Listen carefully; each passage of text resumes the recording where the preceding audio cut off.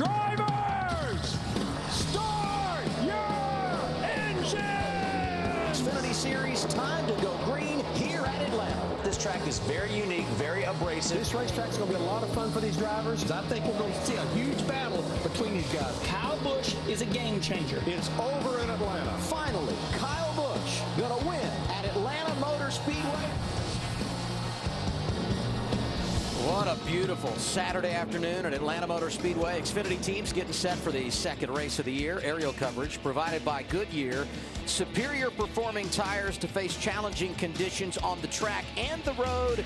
Goodyear, the official tire of NASCAR. And now we go from the driver's seat with the guy that won last week at Daytona, Ryan Reed, starting 10th here today. Hey Ryan, Chase Elliott in the FS1 booth. Got a copy? Yes sir, loud and clear. Hey man, we see you have a nice top 10 starting spot today. I think for us, we all know how important the bottom is here at Atlanta. Is your car good enough to move around, and how do you going to try to move forward today? Yeah man, absolutely. I definitely think it's good enough to move around because it's going to be key. I was watching your guys' practice on my Xfinity X1 app, taking notes on you. You look like you're getting around here pretty good, so trying to study what you guys are doing and see if I can't learn something. But I feel pretty good about our 16 Lily Ford Mustang. Hey Ryan, it's Michael Waltrip. You finished 2016 strong and then come to Daytona and literally outran the best at their game down there. How much confidence does that give you today here in Atlanta to race the same cast of characters? Well, they're definitely two different animals, Daytona and Atlanta, but just to have the confidence that I got the guys behind me and that they're putting in the effort that they are, just makes me really strive for a lot of excellence, just like we did last year, and want to go, obviously starting the year off with a win is unbelievable. We're locked in the chase, and so now I can go out today, have a lot of fun, go for some bonus points, and go for a win, man. All right, have fun. We'll check in with you later and see how it's going. Yes, sir. If Ryan Reed is going to go back-to-back to start the season, he's driving for the right team. Roush Fenway, the all-time leader here at Atlanta. Time for pit headlines. Let's put our reporters on the clock.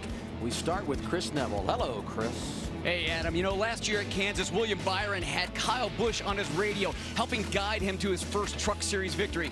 Today, he looks across the front row at his old boss, but William says he's not thinking much about that. He's just excited to have Daytona behind him and looking forward to the racetracks that he really enjoys. Today is all about execution, keeping all those mistakes from last week in the rearview mirror. Jamie? 20-year-old Matt Tifft has never raced anything here. As a matter of fact, he's only been a racing spectator.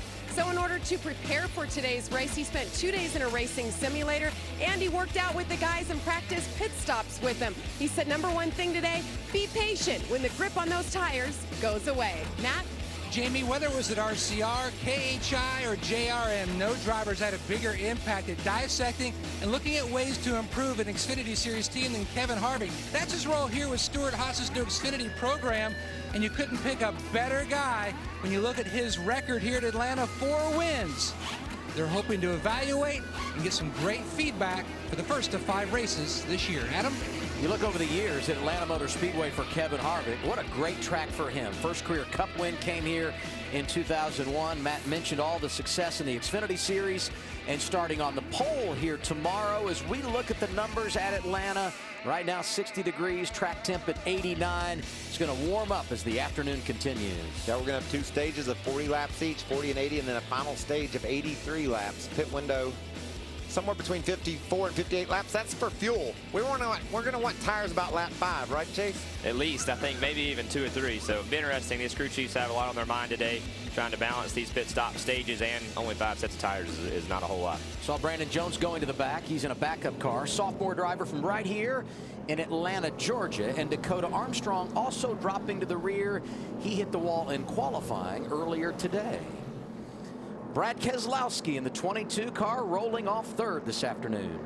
4, have a good one down there, boys. I know how Atlanta is. We'll be seeing you a few times. And, looking forward to it. It's a good old racetrack. It's been a good race for us. I'm ready. Excited to see if we can get that first win of 2017 here.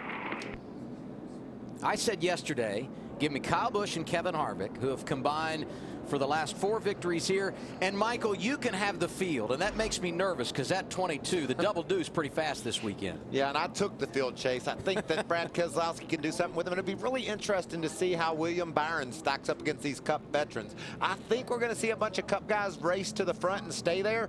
But if the kid like William Byron can get in the middle of that mix and finish in the top 2 or 3, you'll have to put a circle around his name for sure, destined for stardom. Definitely, that's a tall order, but also means that much more if you can't pull it off. So there's a lot of young guys that I think are going to be stout today. The 42 car will be good as always, but I look at Kevin Harvick with a new team, but he'll still be fast. You know what's interesting? I asked Kyle Busch, how will William Byron do in 2017? He said, I know of 10 races he won't win because that's how many I'm 10 running. that he's in? That's yeah. exactly right. And he was a little extra proud when he took that pole position away from his old prodigy earlier today. Second race of 2017 for the NASCAR Xfinity Series. Kyle Busch won this race 1 year ago from the pole alongside the kid from Charlotte, William Byron, making his first Xfinity start at Atlanta. Time to put the green flag in the air on a beautiful Saturday afternoon in Hampton, Georgia.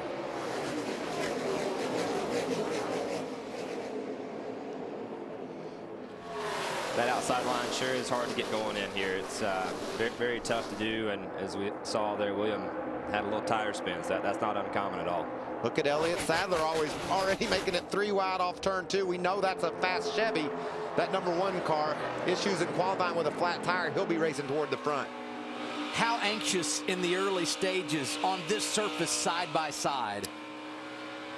It can be. I mean, I think you have to recognize, tires are always at a premium here as we see Kyle Larson making it 3 wide down the front stretch. But it's one of those things you have to balance the longevity of a whole fuel run or at least a tire run, and Oh, contact. We got hit the left side door here, guys. Left side door. I'm not sure. Ty Dillon got sideways in the 3. Blake Cook nowhere to go. It's been a real tough weekend for that 11 machine, and not the start that Ty was looking for. No, he was back in the 19th position when the thing switched ends on him. Big hit to the left rear. I think that'll be that might be repairable, but Blake Cook's going to have issues getting his done with the crash clock running. See if we can see what happened. Low on the track. Just gets loose on entry, doesn't he? it's like he has a left rear tire go down.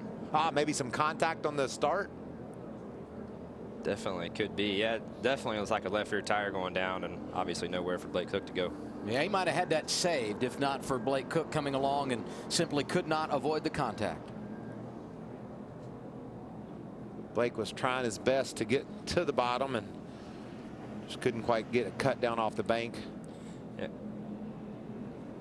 And credit to Ty for holding on to that. Getting a left rear tire going down the entrance to 1.5 miles like Atlanta is no easy task. So he had it going his way. Early caution at Atlanta Motor Speedway. It's for the 3 and the 11. Kyle Busch, Brad Keselowski, Denny Hamlin, Matt Tifft, William Byron, your top 5. Atlanta, this is where we start, kind of our bread and butter racetracks. How you run here really is going to show where you're at as a program, where you're at as a team, and how strong you're going to be on the 1.5 miles. You want to not be clawing your way to the top of the points. You want to be making sure that you're, comfortable and you can just keep working hard and be aggressive all year. You said this earlier in the weekend, Michael, but this race, such a precursor to what we can see throughout the year. The first of 11 1.5 miles on the schedule. 5 of the 7 races in the playoffs will be at 1.5 mile venues. Blake Cook involved in this first accident. You can see he's gone behind the wall. He is done for the afternoon. What's the latest on Ty Dillon, who's made a couple of trips down pit road, Matt? And Adam, they've been doing some repair damage on that 3. You can see there's still work left to be done. They were trying to put some bare bond, but they had to leave pit road because the leaders were coming around. They did not want to lose a lap. Still more bare bond here in the pit of the 3. And based on the numbers I'm looking at, Ty is still on the lead lap. Because he went on the crash clock, he'll have to get up to minimum speed when the green flag goes back in the air. Same for Justin Allgaier, who also came down pit road, got some damage in that opening dust-up. Oh, I see. It looks like they had some type of, maybe get the car up off the ground to hold it while they fixed it. Just a block of wood there. You know, it's interesting at him. There's so much going on early in this race. Blake Cook crashed out. There's Ty Dillon with his issues. And hearing William Byron's having some radio issues. And on the start of the race, Chase, you know this well, that outside lane is just so hard to get a hold of. I know his team had given William Byron a heads up. You're going to have to watch that, but he still couldn't execute. Can you get going on that outside lane? What's the deal? I think you can. We're about to find out if you can or not. Brad Keselowski being the veteran that he is, I think if he can't get going, then I think we might see some struggles there today. If he can, then it's definitely possible. But you know, having those radio problems with William, that's not a you know, very satisfying feeling to have to deal with it at the beginning of the day. But that's something he's smart enough to work through, and I don't see that bothering him throughout the day. He's got a good, even temperament. But no one wants radio problems, especially when you're making your first career start at this place. William going to go green from the 5th position here. We'll get the restart as we complete lap number 6. Kyle Busch inside of Brad Keselowski. I'd say it's possible. It looks like it, at least. Brad got a pretty good run there on the top and didn't have a very good push from behind, but at least he got going okay. Not a bad effort for Denny Hamlin on the restart, too. No, and William Byron, he's up from 5th to 4th, and after starting on the front row, he's rebounded from that rough initial start. Matt Tifft strong on the restart. Scored back there in the 6th position, side by side with Brennan Poole into the corner. That's curious to see what Brad can do here. If he can maybe move around at all, or if, you know, we're about to find out whether or not this top lane is going to come in. If it does, I think that's great news for some of these guys that like to move around. Oh, wow, what a run he got off turn 2. And you're exactly right, Chase. These guys are just looking for opportunities to move into a different part of the racetrack. Brad got the momentum off 2, and he was able to use it all the way down the back straightaway to pass Kyle. Here's something we haven't, yeah, we haven't said this a lot. Brad Keselowski, Team Penske out front in the Xfinity Series. It's been a while since they've won. This is a good early sign for them, Chase. It is, for sure. I know throughout 2014 and the couple years I was there, we always talked about the 54 and the 22. And even though it's not the 54 anymore, the 18 and the 22 is still a hot topic here. We're talking about that 19 quite a bit, it looks like, huh? Look at this move Matt Tifft makes.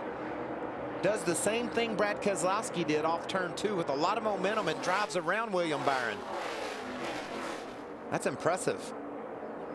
Car looks really good, nice and straight up off the bottom. That's going to be a big friend and benefit if you can continue to do that throughout the entire run. And let me give you a little heads up, Adam. Brendan Gaughan is running around the top. Are you shocked? Surprise, surprise. I'll tell you one thing that does surprise me, though. The 42 kind of sliding back in the early portion of this race and going the opposite direction. Elliott Sadler had a tire problem in the opening round of qualifying, rolled off 22nd. He's already inside the top 10. Daniel Hemrick there in the blue 21 car. Late model racer from North Carolina that's progressed straight up from the Legends cars to late models and now made it to the Xfinity Series. Whoa. It's like, yeah, Kyle having some trouble there. Wow. You don't get much more sideways than that, do you? No. And those seams, you know, we see those paving seams on the exit of turn 2 and turn 4. Well, they're actually all the way around the racetrack, but at some point you have to cross them to run the bottom of the racetrack. And that is definitely can be slick, especially as the tires wear.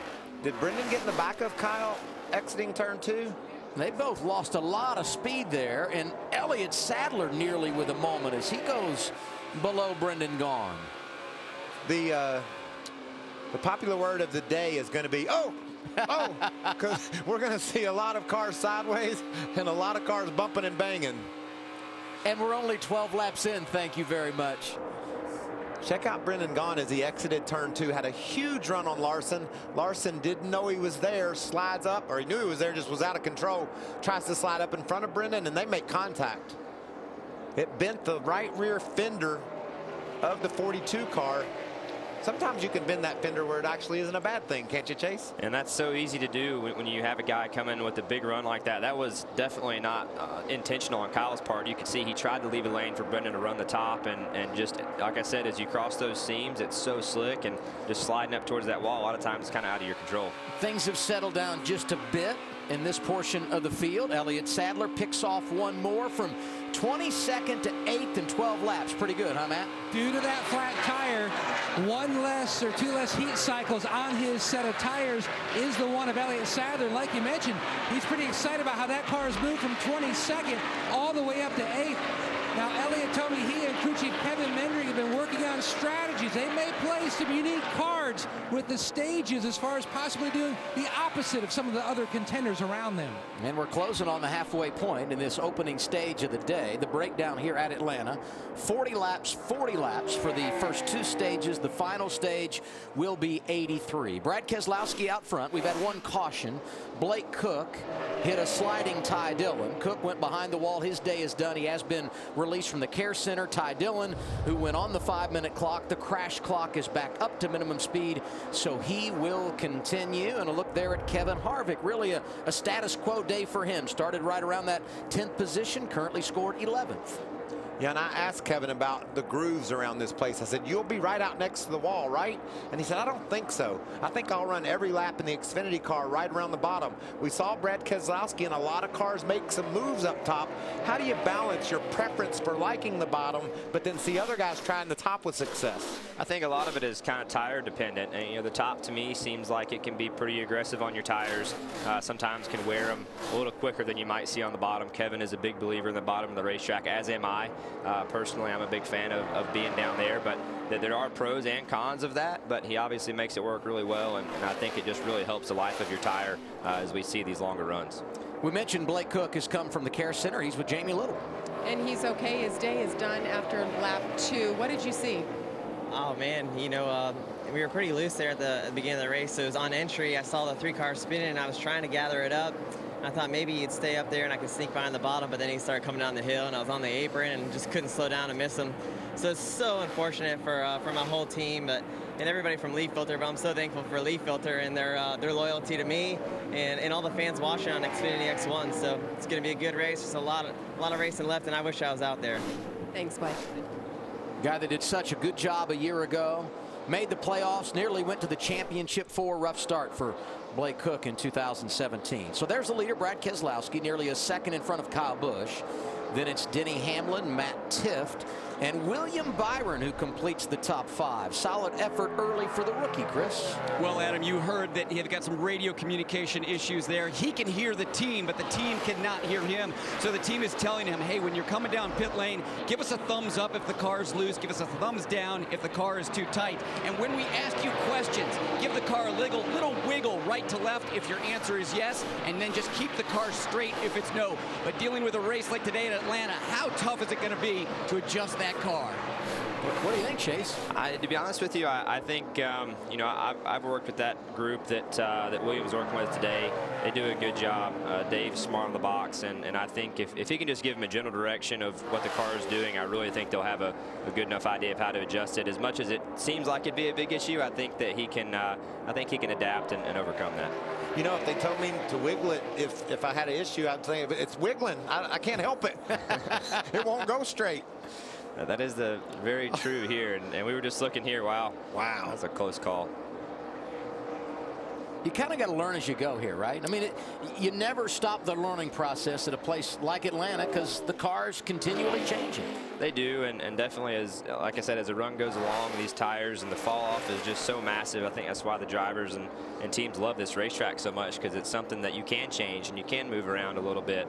But very interesting to see just the different lines. The 22 and the 18 are very committed to the top in 1 and 2 right now and making a lot of time. And the 41 has dedicated himself to the bottom the last couple of laps. That's Kevin Harvick in the blue car on the bottom there. He's been the fastest car on the track. What are they saying down in the pits, Matt? He broke into the top 10 just a couple laps ago and climbing up the leaderboard, now up to 8th.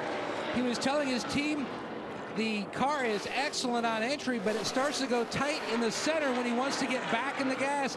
That's what they're going to try to work on the stop, and a big part of this program is trying to help the SHR Xfinity program, but also Cole Custer. He spent a lot of time. Cole told me that Kevin told him a lot about throttle and braking points, and especially that unique line. Chase, you know all about Kevin Harvick being good here because you were his teammate when he won those races for Junior Motorsports a couple of years ago. For sure, and I learned a lot from Kevin at this place, and he's a guy that you know, I was lucky to have at JRM in 2014 and 15, especially 2014, to really lean on him as I was going to places for the first time. Asked him a lot of questions. We talked on the phone a lot, and he was very, very kind and open and willing to talk about some of this stuff. And here at Atlanta particularly, he's very tough, and I learned a lot from him from this place for sure. And from now to the stage, if we make those 20 more laps, that's when that experience that Kevin Harvick has and our leader Brad Keselowski and Kyle, that's when that's really going to pay off, because they're going to understand how to use that throttle and how to use the steering to take care of those tires and get 20 good laps out of their tires on the next run here. One guy I want to pay off, Ty Dillon, restarted 38th after he went through that slide earlier, got the damage. He's rallied up inside the top 20, being scored in the 18th position. And with 17 laps to go in this opening stage, time to start thinking about strategy, Larry McReynolds. Yeah, I would say it's over these next 7 to 8 laps that the heart rate of these crew chiefs are up, because this is where it's kind of in no man's land if you get that caution, because the pace has slowed down over 2 seconds. Now, honestly, once we cross about lap 30 or 32, I think it's a no-brainer. If you get the caution, you come and get the tires, even though the stage is a few laps away. But Kevin Harvick in that 41, he's doing exactly what we saw him do in Cup practice earlier. He never cut a fast lap, but he saved his stuff, and now he's moving toward the front. Now he was 11th about 10 laps ago, and now he finds himself in the 5th position and closing on Matt Tifft, the only series regular inside the top 5. Early on, it's been Brad Keselowski and Kyle Busch, the 22, out front right now. 11 laps to go in the opening stage for the NASCAR Xfinity Series. It's the Rinnai 250. We're live at Atlanta Motor Speedway. 22 of our first 29 laps led by that guy, Brad Keselowski. 18 takes a little bigger arc into 3, gets to the same bottom you do, but he gets there a little bit later. Runs about a half a car width lower on the high lane of 1 and 2. You're above the seam, he's on the seam with his left side tires. Is that the kind of information you're looking for as a driver? I know you're trying to hit your line precisely. Input from your spotter, Joey Meyer, telling Brad Keselowski what the competition's doing. For sure, and Joey is definitely one of the more talkative guys I think that we hear on the radio, which it's all preference. Brad likes it, and if he likes more information, that's great. I think everybody's a little different. Good news for one Ford and Brad Keselowski, who's leading and dominating right now. Not so good news for Darrell Wallace Jr., who's also in the Ford camp. Scored 23rd, and a little run in here with the 4 of Ross Chastain. Just had that higher groove working at him off turn 4. A lot of momentum. Chastain did not know he was there and just moved up the track and ran Bubba into the wall. Communication is key. The Ford team said this on the radio. Apologize for me. Will do. Does that help, Chase? Does he feel better now?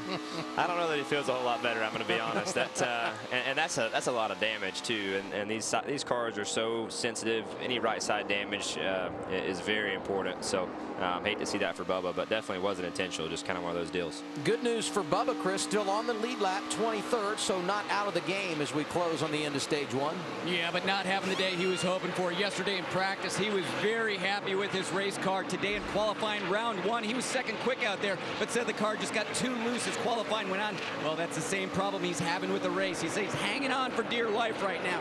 Said the car is in decent shape after getting into the wall, but right now that car just way too loose. He's going in the wrong direction. You know, a guy that's done a nice job early, we talked about him off the top. Backup car, started at the rear. Brandon Jones inside the top 20 in 19th. That's not an easy deal, but if he can get his way toward the top 15 at the end of stage 1, that's a real win, huh? It is definitely. It doesn't hurt at all, and you know, I've been very interested to see. I'm blown away right now that the top is running as well as it is, and I think the stage racing is having an effect on that, because a lot of times you want to run the bottom to try to conserve tires so that life of that tire will last longer, and typically the top wears a little more. These guys are all committed to the top, making good time. We see Harvick still committed to the bottom. He's a little faster, but not catching him quite as quick as I think we expected. Harvick up to 4th. Daniel Hemrick inside the top 5 in 5th. And as Harvick tries to go around Denny Hamlin, Justin Allgaier on fresher tires had made a pit stop. He's trying to get back on the lead lap. It's been a rough afternoon for that 7 car, Jamie. Well, he had some rear deck lid damage from that first pileup, but then you see there, that is the right front tire off the 7, and Justin Allgaier, he radioed to his guys, I think I have a tire going down. Well, it just came off. I talked to a Goodyear official. They said that is excessive wear, and what they've recommended to these teams today, because it's the first race of the weekend, to short pit between lap 35 and 40, because this is what you can see. Allgaier actually 2 laps down in the 36th position. That tire didn't look good. That won't build confidence in anybody. No, definitely not. We actually saw some tire issues with the track wasn't quite as rubbered in yesterday, but throughout truck practice, excited to run the truck race here in just a little while too, but we saw some tire issues throughout that practice, and with as wide as these guys are making the racetrack right now, that's definitely not surprising. So you just like it all, right? You're going to do a little Xfinity TV and then hop in a truck this afternoon. This weekend has become very busy. You know, I appreciate you guys having me up here. This is definitely a very different perspective than what I'm used to having, so it's a lot of fun, something different, and the folks at GMS were kind enough to ask me to run the race in their 23 truck, and I'm excited to do that tonight too. As if coming home wasn't enough, all the busy track activity, announce the foundation up here with us. It's a good weekend. And here comes what would be an unscheduled pit stop with 3 to go in the stage. Brennan Poole going to come down in that 48. What's the story there, Jamie? Well, he's been pretty decent, not complaining about his car. The only complaint was he was having a hard time hearing his spotter earlier, so they were working on those issues. But again, Goodyear recommended these guys short pit, and they're doing just that between lap 35 and 40. But no urgency here on the 48, wasn't complaining about anything in the car. I think something went wrong. He was running right along with his teammate Kyle Larson, and he just started to fall back dramatically, and they wouldn't have pitted right now with the stage ending in just a couple of laps if it weren't for a serious issue. Maybe a flat tire on the 48, just like we saw a minute ago. And they got in just in time because the pits closed 2 laps prior to the end of the stage, so they were able to get in before that happened. Brad Keselowski in some traffic, and Darrell Wallace Jr. trying to stay on the lead lap as we close on the end of stage 1. And Kevin Harvick, we see him starting to make up that valuable time around the bottom of the racetrack. I think we kind of expected that. He stayed very committed. I know we keep talking about him, but that's a big deal. And as we see the end of the stage coming, I'm curious to see how that time management will play as the race goes on. He had a lot of time to make up starting where he started, and he's cut into that lead quite largely. End of stage 1. That was close for Darrell Wallace Jr. trying to stay on the tail end of the lead lap. Brad Keselowski takes the opening stage.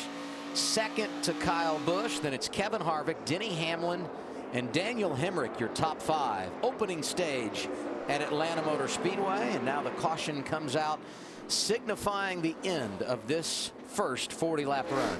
And Brennan Poole will take a wave around, I predict, and he will get his way back on the lead lap. So could have been worse for that team. Because we know everybody now with this stage and the caution coming out, they'll be making pit stops when we return.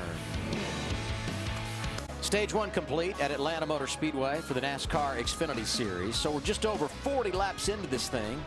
Pit road going to be open, and here are the series regulars that picked up points. Daniel Hemrick doing the best of anybody. Look at that, 3 rookies inside the top 10. Hemrick was 5th. He gets 6 points for his efforts. Brad Keselowski, the overall race leader. Pit stops coming here, and to clean up, Darrell Wallace Jr. did, by like inches, stay on the lead lap. How lucky are we in 2017? All these kids getting up in there mixing it up with the veterans.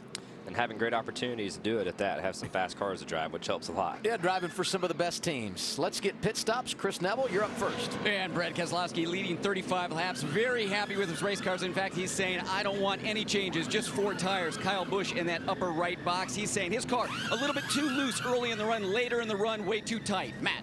Denny Hamlin hits his box. First Xfinity start here in 5 years. His car too free on entry. He's not a fan of that. Kansas Cup team pitting him. Meanwhile, Kevin Harvick has his 4 Cup team pitting that 41. His car free and tight. Slight chassis adjustment was going to be expected. Air pressure change on the 41. Brad Keselowski able to hold serve when the battle off pit road. No surprise. Everybody getting 4 tires. And there was some movement. Cole Custer, William Byron picking up a couple of spots in the pit lane, plus 4 for the 19 of Matt Tifft, who's off to a good start today. I know Kevin Harvick isn't confused, but I'm a little bit confused about how he attacks this stage, because he was fast on the bottom, but he lost a lot of ground early. Does he take his car up top and try to cut some quick laps in the beginning, or does he just take care of those tires? I think he takes care of him again. He's very committed, so we'll see. Let's see what Brad's thinking. Brad Keselowski gets Michael Waltrip, Chase Elliott up in the FS1 booth. Do you copy? Yes, sir. Well, we just want to know how it feels out there. Looks like you got the high line working in one end. You're on the bottom. Is the car balanced that well?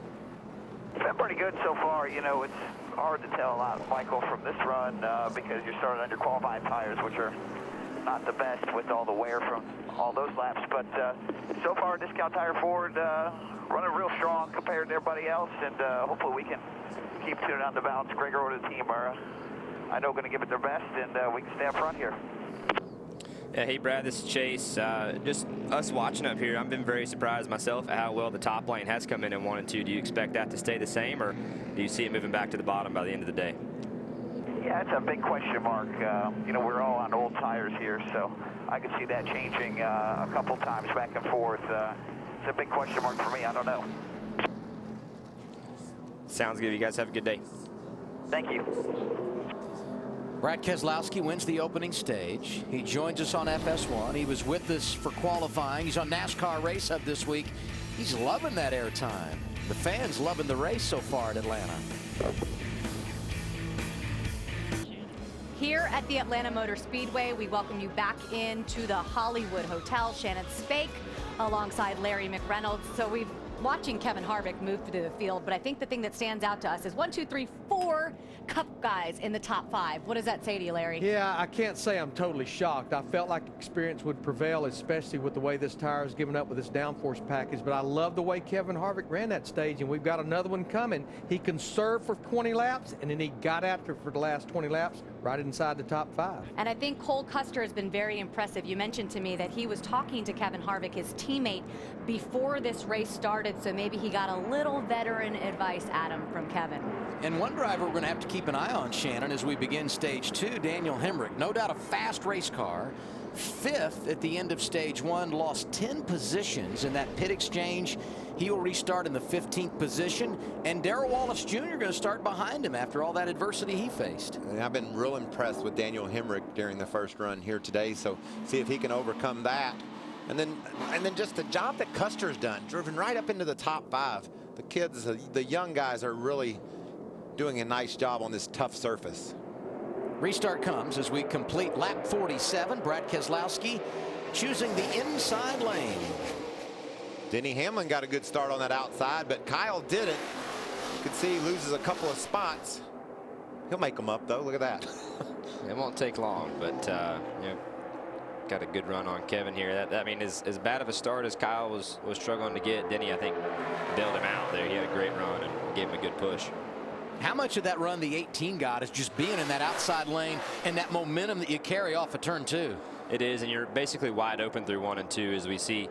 You know, Kyle spins his tires. Denny had a great run, rolled to his bumper, gave him a great shove down the front straightaway. And although he's losing time to the 22, he's now building momentum with the 20 behind him, and that gave him that big run up off turn 2. That's a good teammate right there, and we saw how important Kevin thinks the bottom of the racetrack is. When they come off turn 2, he just pulled down, made Kyle go around the top so he could keep that bottom groove when he got to turn 3.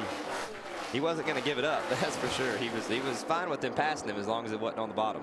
So you had the 19-year-old William Byron with the 19-year-old Cole Custer, and the two rookies are 38 combined right in front of the 41-year-old Elliott Sadler on track.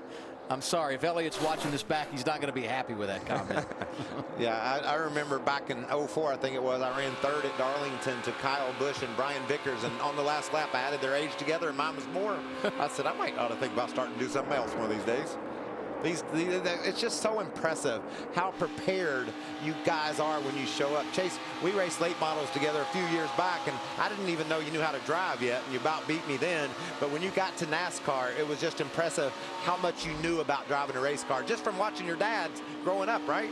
Well, I think some of it's that, and some of it's just the amount of short track racing that you're able to do at a young age this day and time. You know, I look at guys like Daniel Hemrick, William Byron. I've raced a lot with Daniel over the years, raced legend cars against him, late models, super late models. So we've spent a lot of time racing. We kind of came from the same asphalt late model world as did guys like Eric Jones. So a lot of time racing against him. But to be honest with you, I think more than anything, Michael, it's just the time that you have and the amount of racing you can do from 13 to 17 is just huge, way more than it used to be. So by the time you get to here and this level, if you have that opportunity, you should be very well prepared, and these guys obviously are. Things settling out at the front. Keselowski, quarter of a second in front of Kyle Busch. Some good battles back behind him. Kevin Harvick is third, Denny Hamlin fourth. We saw William Byron battling with Cole Custer a minute ago. The 9 settled into fifth. Sadler, after his problems during qualifying, finds himself in the 6th position. There's Daniel Hemrick, made up 1 spot since the restart. And a quiet early afternoon for this guy, Kyle Larson, second here a year ago. Is this just preserving equipment for late in the day? What do you make of this, Chase? His car looks really loose to me. I could be wrong. That's a guess. But, for him, we all know he can get the top rolling. And, the 22 can make it happen up there. I'm surprised he hasn't moved up there yet. And that tells me he's pretty loose and just not comfortable enough to do it. And now the battle for the lead. Kyle Busch led the early laps of this race. Brad Keselowski took over. Busch said, I want some more of that. Unable to make it happen here. Well, Keselowski ran in 31.93, and both Kyle Busch and Harvick ran in 82, so they were a little bit quicker. Kyle made a bid for the lead. Kevin's just dedicated to the bottom of the racetrack.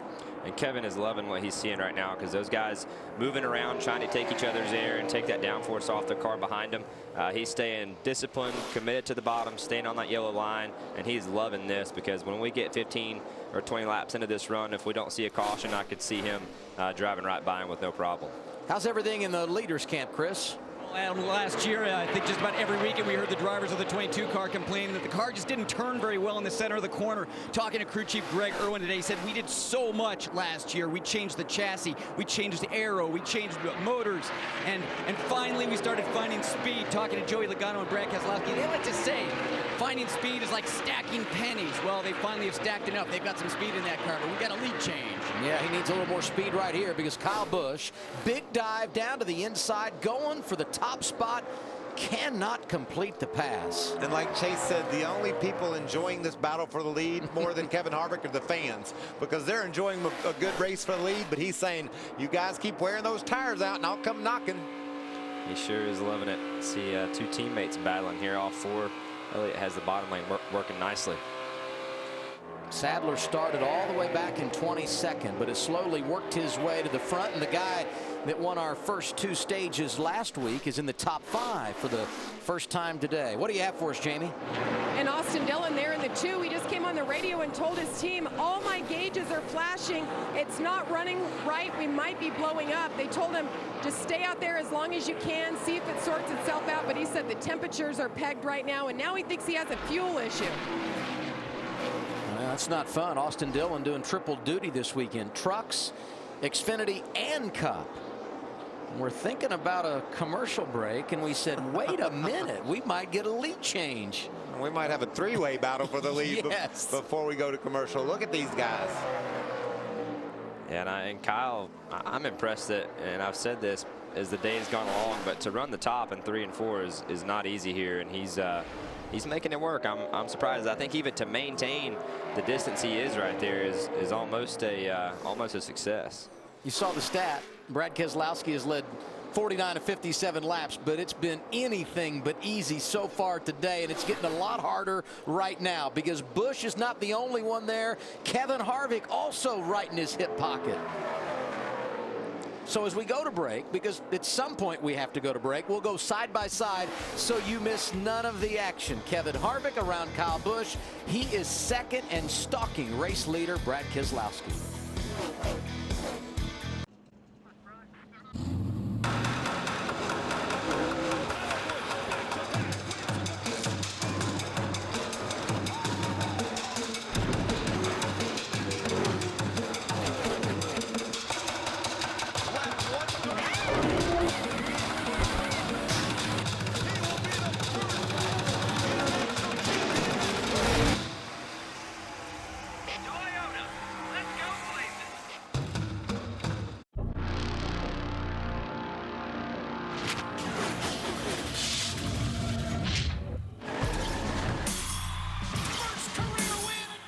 know who's going to be the next big thing? Here's the checkered flag. What a move! These guys have an idea. 3 and 4 wide, fighting for position. He knew he was up against the best.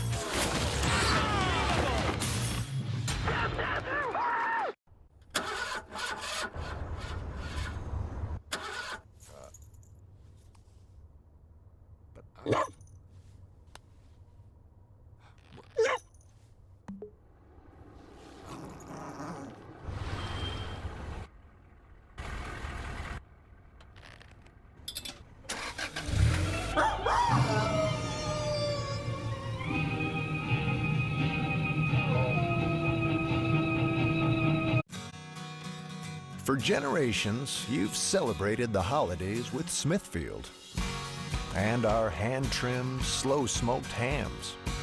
It's a flavor so genuine, we could only do one thing: cut it.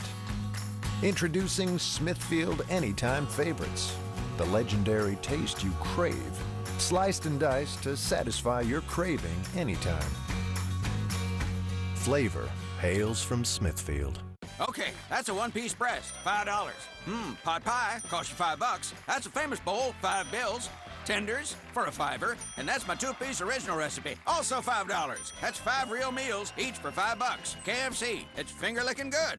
Last year ended in overtime. After a roll of the dice, JJ got the checkered, and the others are looking for redemption. What's going to happen this year?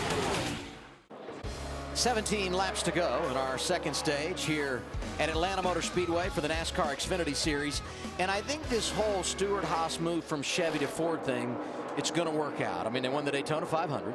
Kevin Harvick is on the pole for tomorrow's Cup race, 500 miles at Atlanta Motor Speedway, and he's out front here in Xfinity competition. Got around Brad Keselowski while we were away. And if you're not accustomed to seeing Kevin in the 41 Textron car, pretty much same sponsor he's won with here. Last couple of times he went to Victory Lane, it was Bad Boy Buggies. A little rebranding. Nevertheless, the same folks calling the shots that have got Kevin Harvick out front once again, a familiar scene at Atlanta, and he's pulling away now that he's got the top spot, Matt. Back in the first stage, Harvick's car took off a little slow due to the fact the car was on the splitter. They adjusted for that on the first pit stop. I looked at Harvick's tires that came off. They look fantastic for tires that ran 40-plus laps here at Atlanta. No issues whatsoever. The only comments he's made recently, car's good. Yeah, I'd say so, Matt. He covered the field by 0.3 of a second the last lap, and that was in some traffic, so he's got that thing hooked up. And I think everybody in the garage area had a pretty good idea that this 41 car would be tough to beat today because of Harvick's history here. And he predicted correctly, Chase, when he told me at the beginning of the week, I think I'll be right down on the bottom of the racetrack. He tells people what he's going to do and then goes and does it better than them. And everybody watches it too, and he still does it better. So that's something that I'm paying a lot of attention to. I sure would like to figure it out like he has it. That's for sure. Watch that 42 car up ahead of Elliott Sadler. That's Kyle Larson. Overheard his spotter telling Kyle, get that thing to the bottom. Let's run on the bottom. I don't know if we can beat Harvick here today doing that, but we're going to learn things tomorrow night for the Cup race by running that bottom line. That's what their agenda is, and now he's moved into the top 5 with a damaged race car. The right rear of that car has been out a little bit. That either might help and might not hurt either, but it's got some damage. Man, you look at that 42, similar progress for him in stage 2 that we saw from Kevin Harvick in stage 1. Biggest challenge for the 42 of Kyle Larson in stage 1, just holding on to that race car extremely free. When you look at the tires that came off, it looked like you were battling a very free condition. The outside shoulder of that right rear was down to the cords, but that's something typical you see on a car, whether it's extremely tight or free here at Atlanta on this very coarse racetrack. They made an adjustment. The car is much, much better now. And Chase, you see that right rear fender bent out that I was talking about. That could create some additional side force. Maybe not hurting him too bad. Well, you don't want any damage if you can help it, but if you're going to have any damage, it doesn't look like that's a bad way to get it. You know, definitely anytime you get the wall or brush it and you bend the right rear back towards the left side of the car, you're just hurting yourself, taking away side force and taking away grip, basically. So the way that bent out, I'm not sure that it's helping, but hopefully it's not hurting. Really interesting when you look at our top 10 here today. The top 5 all Cup regulars with amazing resumes, and then you look at the next 5. 3 rookies are there. Among them, Daniel Hemrick, who had trouble on that pit stop, but Jamie, he's rallied back into the top 10. Yes, just his second Xfinity Series start. So on that stop, he slid through his box. The team had to push him back, and as a result, he lost 10 positions. Well, now he's already gained 6 back, and he's telling his team on the radio, just a bit snug, just a little too tight, just not turning like he wants it to. I'm thinking about for a young guy that doesn't have a lot of experience in how these stage races set up, does it help you get the mental game around what you're about to go and do, knowing I got some brakes built in here to reset? It does, and you know, really, as we see the race go along, we haven't seen a lot of cautions naturally, aside from the stages. So, you know, Atlanta's always been kind of known for these runs and being able to conserve your tires, and you know, that's something that drivers enjoy. We enjoy having the ability to go out and say, hey, I want to treat this first part of this run a certain way so I can have success in the second half. Or, you know, hey, if you want to be aggressive at the beginning and try to get a big lead so that you know, I might give up some time, but hopefully I have a big enough gap where it doesn't give all of it back away. And just update, the only car in the 32-second bracket is your leader, Kevin Harvick. He ran a 32.80. Everybody else 33.20 or slower. This is what you call a butt kicking so far. Even better that time. Wow, 32.70. He's got, you know, nearly a half a second on the majority of the field. He's got it rolling. Harvick's now led 12 laps on the day. Most laps led by the guy you just saw, Brad Keselowski, who's second. He was out front for 53 circuits. Only other guy to lead, third place Kyle Busch, who has led 7. Fourth place right now, Denny Hamlin, won last year on the 1.5 mile at Charlotte Motor Speedway. He's 4th in front of Kyle Larson, who won a couple of times in 2016, driving that 42 car and sharing it with Rookie of the Year contender Tyler Reddick, who will be back in at Phoenix. You know, we heard the spotter talking, Chase, with Kyle Larson, said, we want you to run the bottom, get used to hitting that line. How difficult is it to do that, to get your car right down where Harvick is running? It is definitely a major technique that Kevin has perfected, and it's something that he's been doing for a long time, and he stayed committed to it for years.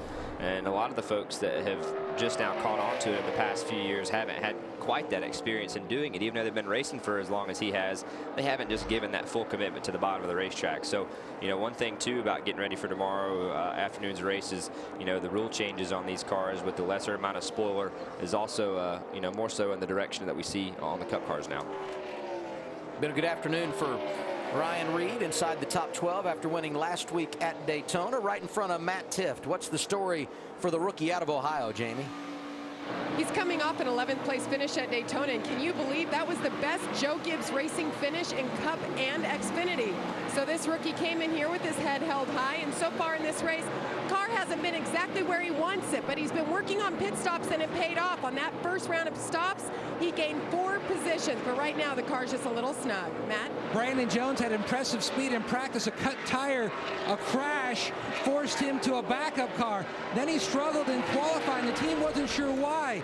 When they looked at the car, they found out that the throttle linkage would not allow the engine to go wide open. So they made an unapproved adjustment, fixed that. They had to start at the rear of the field. Now he's just battling a free race car. It's slick, especially on corner exit. A spotter just told them there's shade starting to come in off turn 2. Go high, see if that might help your exit. He's done a nice job, Matt, in battling with Corey LaJoie in the 24, who's been outstanding early inside the top 15. Battle for position here. Teammates William Byron getting around the veteran Elliott Sadler, and that's big with 4 to go in the stage, an opportunity to pick up more points. Anytime you can help that pit crew out on pit road's big, and you obviously want to see as fast of a pit stop as you can get when you're on pit road, but those pit crew members love seeing your guy move forward, and it just means that, you know, for them, that's one less guy that they can jump later on. And remember, a couple of guys had tire issues late in that first stage, so see if these tires hold up. I think the wear will just get better and better as you put more rubber down on the road. Ryan Sieg 21st. He just went a lap down to Kevin Harvick. So 20 cars on the lead lap. Last of those, Eric Almirola, and he'll try to stay on the tail end of the lead lap with 2 remaining in our second stage of the day. And there you see the 51 of Jeremy Clements, who had some issues, came down pit road. See if we can figure out what went wrong here. There's some fire under the hood of that race car. It's more than likely a brake issue. And when you run the bottom of the racetrack, how much brake do you use? Do you use enough to get them heated up like that? I wouldn't think that much. You hope not, at least. That could be a number of things. You know, a piece of rubber maybe got caught on fire and got stuck somewhere in there, but definitely not good regardless. But no, I wouldn't think around the bottom of the racetrack would require that much brake for sure. Eric Almirola went a lap down as we wrap up our second stage. Harvick, Keselowski, Kyle Busch, Kyle Larson, Denny Hamlin, the top 5. Stage 1 went to Keselowski. Stage 2 going to go to Kevin Harvick, who put Ty Dillon a lap down and may do the same to Brendan Gaughan. Don't think he's going to be able to hold him off. No way off turn 4. And he hit the wall. Wow. Through the grass. No caution yet, but we're going to get it here anyway as we wrap up the stage. Heavy contact, too. I'm impressed. He held on to it through the grass. That was big. Luckily, that splitter didn't dig in either and tear the whole front end off that car for Brendan. Gaughan was running in the 18th position when he made contact with the wall. He just started sliding up the hill when Kevin went to the inside and got loose and hit the wall eventually. Right in front of his teammate, too. And now the caution is out, not for Brendan, but ending our second stage. I think a lot of that is just digging, trying to stay on the lead lap, realizing the caution is going to come, signifying the end of the stage. We told you the top 5. Here's 6 through 10, stage 2. Byron, Sadler, Custer, Hemrick, and Austin Dillon. We're back after a break on FS1. 3 stages wrapped up here at Atlanta Motor Speedway for the NASCAR Xfinity Series. And now we take a look at how Kevin Harvick's spotter helped him worry less. It's the Liberty Mutual Insurance spotter coverage. Still outside 3 wide, still outside 2 wide. He's still way up, middle's open, you're clear by half. Trying to get him on, still clear all the way up, all the way, all the way, all the way. Get up there, there you go. Should come with a run 1 back, so your bumper's still in line. Half back in line, all clear. The golden tones of Tim Fedowa high atop the spotter stand and our spotter coverage brought to you by Liberty Mutual Insurance, helping drivers worry less. That's a nice way to put that, huh? It is very, very fitting. Tim, great guy, great spotter. Obviously, Kevin likes him a lot. He's had him around for a number of years. Typically, when you see a guy last for a long time with a certain driver, they must get along. So that's good. How great is it to hear clear all the way up, clear, clear, clear, clear? Those words mean everything to you. Clear is good, unless you can tell in the voice. Even sometimes when they say clear and they say clear, but they don't really mean clear. Those are not. That's not typically a good day. That means something was quite close and not what you're looking for. Pit road going to be open. Top 5 from stage 2. Kevin Harvick, Brad Keselowski, Kyle Busch, Kyle Larson, Denny Hamlin. Best of the bunch when you look at series regulars, and the top points getter, that would be rookie William Byron, who was 6th at the end of stage 2. Pit stops, no surprise there. They all want tires. Here they are, Chris. And Brad Keselowski saying he's losing a little bit of speed in the center of the corner. The car just not cutting as well as it did earlier, but he doesn't want to lose anything on exit. Kyle Busch falling about 4 seconds back from the leaders, saying, get back into the car, jumping out from underneath me. Matt? Kyle Larson was 2nd last year, enters pit road in the 4th position. Opposite of the first stage, his car was tight this run. Meanwhile, Kevin Harvick, no changes on the 41. Daniel Smith getting the lugs on the rear. Eric Maycroft the front. He stopped a little short to try to have better ease around the 33. Harvick wins the battle off pit road. Brad Keselowski behind him. Then it was Denny Hamlin who picked up a couple of spots. Kyle Larson and Kyle Busch went in the wrong direction, losing 2 on that exchange. See if we can grab Harvick for a quick comment. Hey, Kevin Harvick, it's Michael Waltrip and Chase Elliott up in the FS1 booth. Do you copy? Yes, sir. Well, from the booth to leading the race, it's really good to have you on the FS1 team, and that car looks amazing. How do you manage this final stage? Well, I think that, the big key is just keeping your tires underneath you. These guys on our Textron Off-Road Ford have done a great job, and just getting the balance that we needed to take care of the tires, and that's the most important thing. We don't have the fastest car for the first 10 laps, but I think those guys are just destroying their tires, and we're taking care of them and doing the things we need to do, and Just having fun, man. They're fun to drive like this. Hey, Kevin, this Chase, it looks like a lot of fun for sure. We see just how committed you are to the bottom and doing a good job with it. Do you expect the racetrack to make any changes here for this last segment or stage, or what are you seeing there? Yeah, I think, those guys are making time at the beginning of the run, but I just feel like that's, too hard on my car to get up there and grind off that right front tire. So I'm just going to stay committed to what we're doing and try to take care of the tires as much as I can. Good deal. You guys go get them. Thanks, man. A couple of things to remind you of. Free pass at the end of stage 2 went to Ty Dillon. He was the first car one lap down, and all these guys have 2 sets of tires remaining. How will they use them in the final stage? Back alive at Atlanta Motor Speedway. It's been such a big weekend for Chase Elliott. The announcement of his foundation and the big benefactor, Children's Healthcare of Atlanta, and doing so many neat things, but perhaps at the top of the list, the fact that patients have designed your shoes for this weekend and you're going to auction them off. We're happy you're with us and so glad to be a part of this. Yeah, it is really cool. And my mom deserves a lot of the credit for this, but had a little competition at Children's Healthcare of Atlanta to get our foundation started. Had some kids design shoes for myself. I'm going to wear a pair today. This is my pair for the truck race. I'm going to have another pair for tomorrow. And Dale, Jimmy, and Casey are all going to have a pair for tomorrow's race. So we're going to auction them off. I think through next Sunday. You can go on chaseelliott.com to do that. So definitely a great cause, and no better place than here at Atlanta with Children's Healthcare of Atlanta too. How does it feel to give back? Well, it's great. Anytime you can make a difference, big or small, I think it's good. And as you go to the hospital and see some of these kids and see what they fight, how brave they are, and their families as well, is pretty incredible. And for more information, go to chaseelliott.com/foundation. You can make donations there and find out about how you can be a part of this shoe auction. Okay, we get the restart as we complete lap 88. Kevin Harvick, the race leader, choosing that inside lane. Brad Keselowski right there with him. Well, Denny Hamlin's been all over these restarts, hasn't he? He gave Kevin a nice push that time, got him out in front of Brad. Brad did a good job on that outside line. Looks like Kevin's going to prevail. Clean air, as we all know, such a big deal, and giving Kevin what he wants right here at the beginning of this run is bad news, I'd say. Look who got to dive down to the bottom going into 3. Kyle Larson grabs the 3rd spot away from Hamlin. Funny how now that the money's on the line, driver 42 has worked his way to the front. Kevin Harvick, though, leading this race. He's been out front for 29 laps today. This thing runs great. Just go longer than everybody else. Pinch your gap. For the extra laps, whatever you think that gap is, and hopefully we still have a gap. Trying to have the freshest tires if all possible. And forward, man. They got 2 sets of tires left, and Kevin already thinking about the strategy to the end. And we haven't seen cautions just yet, so interesting to see what kind of play they make. We saw Rodney Childers and Kevin Harvick short pit Jimmy Johnson last year to win the Cup race, so that's a big game.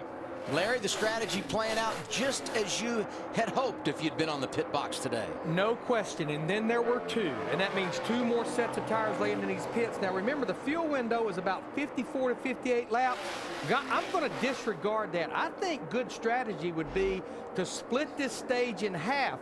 But when you're like Kevin Harvick in the 41, to his point, when you're leading, you can let everyone else do the short pitting, and you can actually wait just a little bit. One thing to keep an eye on here as well, 18 cars on the lead lap. The more guys you put a lap down, the easier it makes your job as the race leader to manage that strategy. Kyle Busch lost a couple of spots on pit road, gets one of them back here as he drives to the inside of William Byron. Lost a couple of spots in the pits, Adam. Not a great pit stop for this gang. They're usually right on top of things, but just not a smooth stop. Nothing really sticks out as to why. Just an adjustment there on the right rear. Sometimes that slows you down a bit, but they lost a couple of spots there. He's gained 1 back. He's up into the 4th spot now and trying to hunt down Larson, who's up ahead. I think I had it backwards a second ago. I think Jimmy and Chad actually short pitted Kevin last year, so we all know he hasn't forgot about that loss for sure. And he was already, like you predicted, Adam, talking about how they're going to manage this race. Yes, they would like to maybe split it in half, but if they see other guys start pitting, with the lead. I think they'll stay out there until most everybody's pitted and then come to the pits and have fresher tires. That's not what won the Cup race a year ago, but it'll be interesting to see how it plays out. It will for sure. Kyle Larson really getting hungry here. Looking to the inside of Brad Keselowski, couldn't make that pass. As a driver, how much do you think about strategy, and do you get involved with that between you and Alan? Absolutely. I mean, you definitely want to be in the know as much as you can possibly be in those situations. The problem with that is a lot of times he doesn't know what he's going to do until a situation is brought up and you're put in it, firsthand. So Alan does such a good job of being able to make calls on the fly, and a lot of times I don't know him until I get to the end of pit road down there. So, but just trying to run your race, but definitely good to know if you can. And a lot of times you can kind of guess what we are going to do, and sometimes that helps as well. One safe bet here tomorrow: every time you come, you're going to get 4 tires, right? No brainer at Atlanta. Kevin Harvick out front, 69 to go. We have completed lap 100 of 163 in the Rinnai 250 for the Xfinity Series at Atlanta. Now our Ford Performance track facts. This is the second oldest asphalt for the NASCAR Xfinity Series, next to Auto Club, but that's going to change because they're going to repave this place after this weekend. And the first race at Atlanta won by Jeff Gordon back in 1992. You look at drivers that have gotten their first Xfinity Series win here, pretty good list. Talk about Gordon in 92. Jamie McMurray did it. He's had a good career, certainly. Carl Edwards, who swept his first weekend back in 2005, and Mike Skinner also able to pull it off here.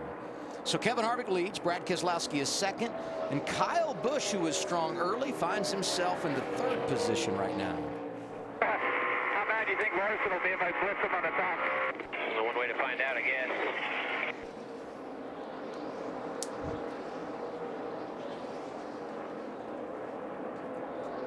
Talking about Kyle Larson, he's in the 4th position right now, and William Byron in a good spot, 5th. Let's get more with Chris Neville.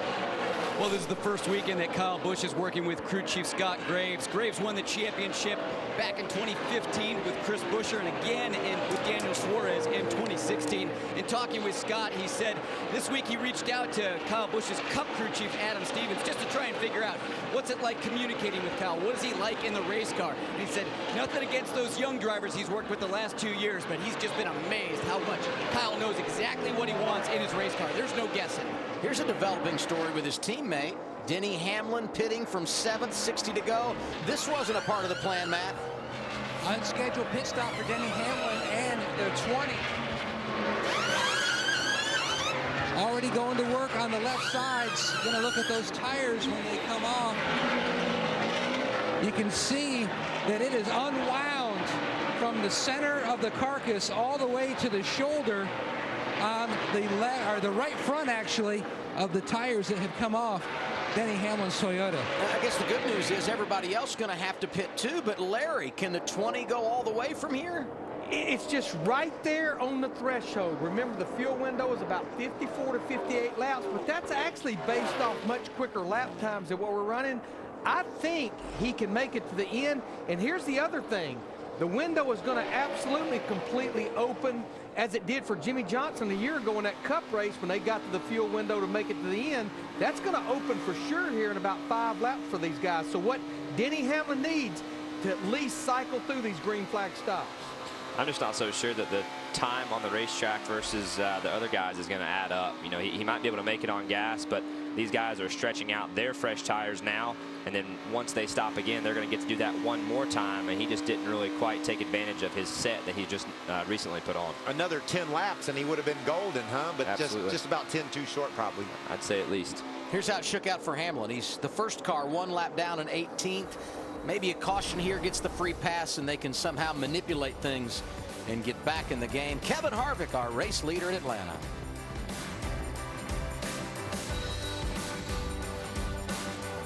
Good old racetrack. It's been a good race for us. I'm ready, excited, and so we can get that first win of 2017 here. Easy. Boy, up all the way. How many laps left? I got a vibration. Your right rear was down. I didn't really spin the tires or anything. I don't know why it went down. Tight behind you, tight behind. Having fun, man. They're fun to drive like this. Kevin Harvick, the race leaders, 52 laps to go for the Xfinity Series at Atlanta. And then it's Brad Keselowski, Kyle Busch, Kyle Larson, and William Byron, the top 5.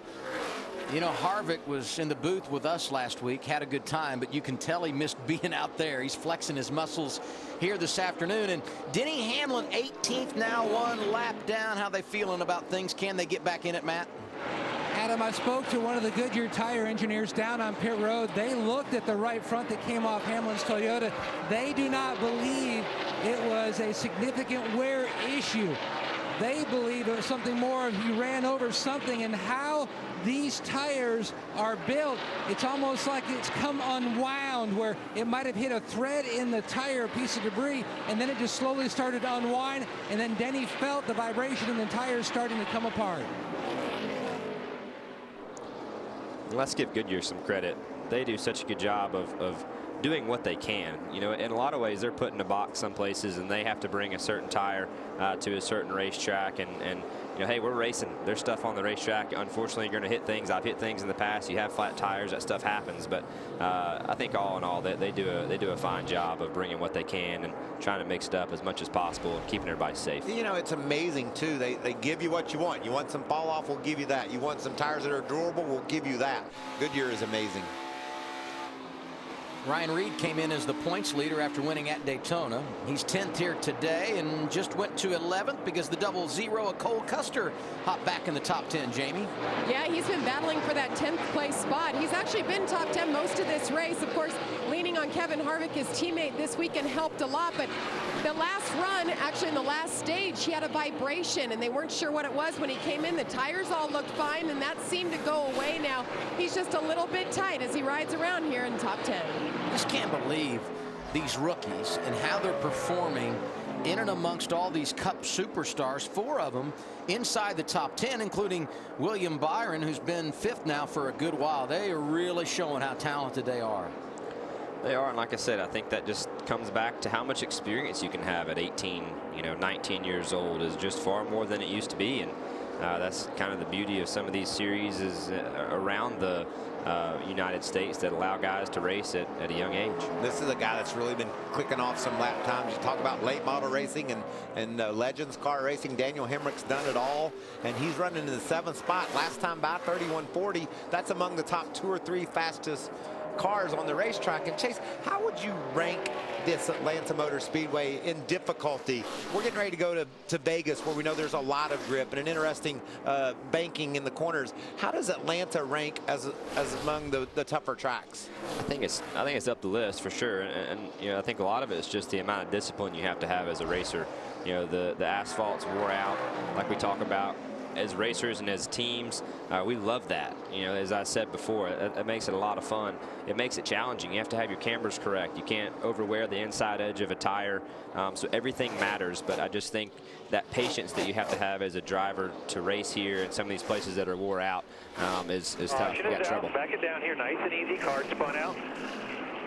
Spin. Good news for Denny Hamlin. There's a caution. Bad news is Denny Hamlin is the caution in that 20 car. 4th one of the day. 2nd because of an issue on track. We had a pair of cautions obviously come out at the end of stage 1 and stage 2. Looked like the left rear tire went away, didn't it? You got an issue with the left rear? It's definitely down now. And liquid tires, obviously. That's interesting to have it. It was about 15 laps of green flag running when his last tire went flat, and it happened again. You wonder if something might have rubbed that. Left rear is down. Something might have rubbed that left rear tire. There's no body damage though, so. He was 18th when he had the problem. First car 1 lap down, 17th place Ty Dillon, so he'll get the free pass, get back on the lead lap. Looks like he's had it go from bad to worse over on the back straightaway. It's smoking worse, like maybe the carcass of the tire broke rear end line or an oil line or something. He had a lot going on right here too. Did a nice job to get out of those guys' way and not pile into one of them. So nice work, even though bad day, but good job to keep it out of the fence. He must have felt it to slide down there where he was. He knew they were coming. He did it. I think actually the problem was probably closer back here to the start-finish line. He was already slowing up by the time he was getting to that entrance, so he definitely had a feeling something wasn't right long before he actually spun out. And then he made an unscheduled pit stop, lap 103, when he had a tire problem. One goes away here. He spins, and now he's gone from 1 lap down and running 18th to 2 laps down. In the 22nd position, he will come back down pit road. Aerial coverage today provided by Goodyear, superior performing tires to face challenging conditions on the track and on the road. Goodyear, the official tire of NASCAR. Caution comes out with 44 laps to go. So these guys were on pit road, lap 84. We're at lap 119 now. You've got 2 sets of tires, no brainer. You come down pit road here, you get your tires, you're in your window to go the distance on fuel, and should we get a late caution, you still have a set of tires waiting for you. Is that right? Sounds like a win-win for the crew chiefs, at least. It makes it easy on them. Come down. You can get fresh tires now and know you have another set. It sounds like a pretty good deal. There's never any pressure on those guys anyway, right? I bet that spin looked really cool on Denny's Hisense 4K TV. Those things probably put out a pretty nice picture. And their American headquarters are where, Michael? In Atlanta, Georgia. Not Chicago, Illinois, like you guessed the other day. I learned that during the broadcast. There you see a good look inside Denny's Toyota. Pit road going to be open here. Kevin Harvick leads. Then it's Brad Keselowski, Kyle Busch, Kyle Larson, William Byron.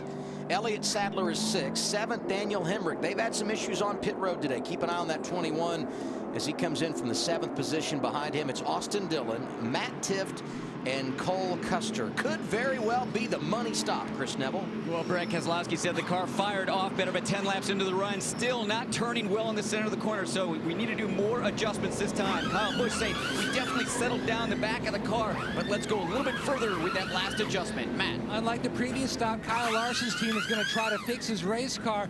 No changes last stop. This stop, they're going to do a track bar adjustment to try to tighten him up. Meanwhile, Kevin Harvick's rookie crew chief, Richard Boswell, no changes coming on the 41 of Harvick. He stopped a little short of the box. Again, great stop. He's away. No problems for Kyle Busch, winning the battle off the pit road. He'll have the race lead when we go back green. Here are the rest of them as they exit the pits with 43 to go. Welcome back to Atlanta. It's been a fun Xfinity race so far. Lap 1, things got started early. Ty Dillon spinning. Yeah, you're going to see him come across the apron. Nowhere for Blake Cook in this 11 car to go. They took it behind the wall, out for the day before lap 2. And look at the back end of the 42 car here. I would say he's a little loose. Yeah, that is like real loose. I wouldn't call that just a little loose. That's not fast loose. That's loose loose. Brad Keselowski won stage 1, and then we would fast forward to the end of stage 2. Brendan Gaughan actually would hit the wall towards the end of stage 2, and Kevin Harvick would go on to win that race. Okay, so that stage, I'm sorry. So right now, Larry, it kind of looks like things with that last caution from the 20, we're getting ready to maybe see our last pit stop. Because if it stays green, they can go to the distance. If another one comes out, they can come down and pit with an extra set of tires. But you said it's not that simple. It's not as easy as it sounds, because if we've only run 10 or 12 laps, you know you want tires, but are we going to have another late race caution? Now, if we run anything north of 15 and we get a caution, absolutely, you have to come get that final set of tires. It's going to be fun to watch. This stage racing has made things very spicy, Mr. Adam. And to confirm, Shannon, Kevin Harvick did win the battle off pit road. Let's listen in on team radio. Open the oil temp. Gauge is broke. It's all the way pegged. It's dark. I think it's broke. And for water temp looks okay. It's exactly what it has been. A little less. Usually those two are related. If the oil temperature is pegged and the gauge is working, the water temperature would probably be up as well. So I think he's pretty confident that it's just a gauge issue. Kyle Busch restarts second in that outside lane, and we'll see if the outside lane helps him out as they come around here. No, he couldn't get going, Adam. Lost a couple of spots, but he's rebounding up there. Looks like he's going to shoot to the inside of Elliott Sadler off turn 2. Sadler up there in the top 3 or 4 as we get going on the restart. Kyle Larson second behind Kevin Harvick. Well, it's Kyle Larson's time to go knocking on Harvick's door. We've had Kyle Busch challenge him, Brad Keselowski challenge him, and he's turned everyone away. What can Kyle do? We'll see. That damage is still intriguing to me, that you know, we saw the damage he got Brendan Gaughan as you see him looking under Kevin. Now I'm shocked that Kevin gave up the bottom right there, but the damage obviously isn't hurting the 42 at all. Battle for the lead. Battle here between the 48 and 21. They're going at it for 11th. And we have a new race leader, Kyle Larson in the 42, able to get around the 41 of Kevin Harvick, and Kyle Busch is there as well. Larson's team must agree with us, Chase. That damage might not be that bad. They haven't tried to fix it over there. Daniel Hemrick 7th before the pit stops. Restarted 8th or 9th and a little too high here. What a solid day it's been for that young man, but just overshot the corner there a bit. What's up with Harvick here? Going in the wrong direction. Got a long way to go. Make sure we take care of those tires, right, Chase? I think you said it. Long ways to go. He played this game early, didn't he? I should have learned my lesson. Kyle Busch won this race last year, trying to go back-to-back. He's 3rd. Jeez, man. I can spin my tires all the way to turn 1. I don't understand how to fix that. 10-4. Real good. Get it rolling. I will tell you, that looked a little bit interesting, Chase. You know how low Kevin wanted to be on the exit of 2, and the car just didn't go there. He never got down where we've seen him run all day. And you see there, it's wanting to get up away from the yellow line a bit. So maybe this set of tires looks like the car's pushing. He's a little bit tight in the corners. It could be. He also had the 18 car in front of him right there. So, you know, from an aerodynamic standpoint, he was at a bit of a disadvantage with Kyle, you know, pulling down, getting in front of him, and taking that air off of his nose, getting into turn 3. So I'm a little interested in the fact that he's falling back some, but at the same time, you know, we still have 36 laps to go, and heck, he was 3 to 4 or 5 tenths of a second faster than the field a little while ago. So you can make that up in a hurry. Entering the weekend, Matt Tifft had never been here in anything. Just watch video of this place. Spent a lot of time in that 10th, 12th, maybe 15th position today. But here we are, down to 35 to go. And this rookie for Joe Gibbs Racing has worked his way to 8th, and I think doing a really, really nice job. Yeah, it's just so impressive what the 20-year-old's been through over the last couple of years. Started racing in 15 and then had brain surgery a year ago, and came back from that in the fall and was very competitive. And he started out this year great. What a great story. He's got a lot of support from the Gibbs team and the family, and he's done a great job. And cool to see braintumor.org on the car this weekend, an organization that's become near and dear to him, and he's doing everything he can to create awareness. Going to be a part of their walk April 1st in Charlotte. Good battle for position. Brennan Poole back inside the top 10. Been pretty good today in the 48. His teammates out front. Been a good weekend for Chip Ganassi Racing. Both their cars qualified to the final round yesterday in their Cup cars. Remember Poole, who's driven back up into the top 10. He had a flat tire early in the race, got a lap down. He's made all that back up. So nice job by the 48 team and Brendan Poole. That was at the end of that opening stage, and able to take a wave around when the caution came out at the end of stage 1, and has managed the afternoon quite nicely. Goes to show you it's not over just yet. You know, the stage 1 problems can result still in a good finish, and I think that's a good lesson for everybody. I think about Brandon Jones. Wrecked yesterday, had the tire issue, goes to a backup car. Had the problems after qualifying starts at the rear because of an unapproved adjustment, and here he is 13th in the latter stages at Atlanta. Corey LaJoie in the top 15, doing a real good job for JGL Racing in that 24 car. Sure is. He's always been impressive, and you know, he does a great job with whatever opportunity he has, and certainly is showing those guys he can do it. So Kyle Larson looking for his first Atlanta win, in command with 32 remaining. Are you guys scanning the 1841? Yes. 10-4. By some chance they do end up catching us here throughout the run, just keep me posted on what they're saying about their car. We can try to take their line away as they get closer. 10-4.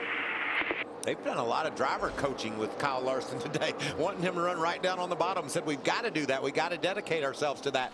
You know as well as I do, Kyle Larson likes to ride around the high side, but he is doing the job on the bottom today. He does, and I don't know that he really needs any help either. But you know, at the same time, he's looks a little loose even around the bottom right now. So I'm curious to see if it'll hang on. The 41 drifted back to 3rd. What's the story there, Matt? Car almost perfect all day until now. Kevin Harvick telling Richard Boswell's rookie crew chief that the car is absolutely plowing tight at this point. Now, he did try to change up his line a little bit down in 3 and 4. It seemed to help slightly, but it's still a second and a half back of the leader. Harvick, the winner today, in stage 2 after Brad Keselowski took stage 1. They are 3rd and 4th respectively on track at this moment in the race. Brennan Poole going for another position around Darrell Wallace Jr., who has done a good job of battling back. He has that. Remember, hard into the outside wall in the front straightaway. Now running just inside the top 10. Down to 29 laps to go at Atlanta. Kyle Larson looking for the checkered flag.